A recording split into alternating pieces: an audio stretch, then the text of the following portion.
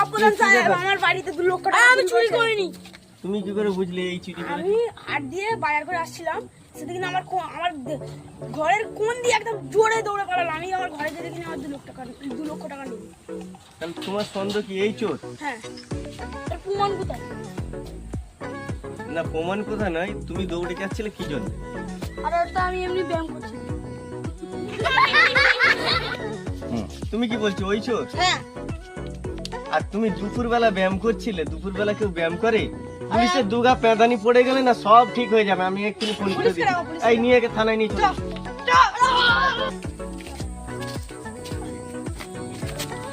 কি ব্যাপার, কি ব্যাপার?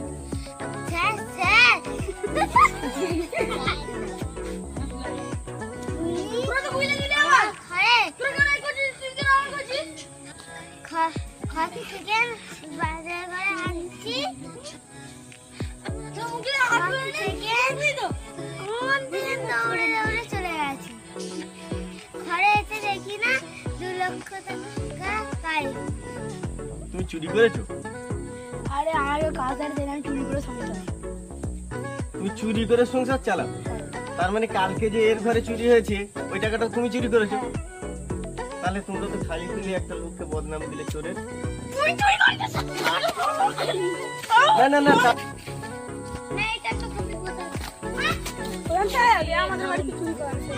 হ্যাঁ আমি জানি বাবা, এখন প্রমাণ হয়ে গেছে যে তুমি চোর নয়। তো তোমাকে সবার সামনে বা ইজ্জত বড় করে তোমাকে তুমি ঘর ঘরে যাও। এইটা তুই ইজ্জত বড় করে তোমাকে তুমি ঘর ঘরে যাও। এইটা তুই তুমি বলবে হ্যাঁ আমরা বুঝতে পেরে গেছি যে বাবা তুমি চোর না, তোমাকে ইজ্জত বড় করে তুমি বাড়িতে যাও।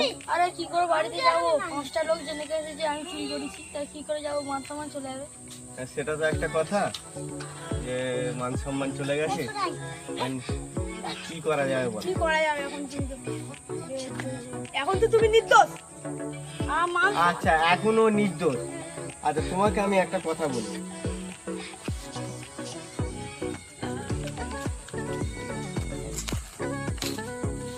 এই কাগজটা আমি তোমাকে দিচ্ছি, এটা ছেড়ো, আরো টুকরো করো, আরো টুকরো টুকরো করো, করো, উড়িয়ে দাও। ওইগুলো পরপর জোড়ো আবার।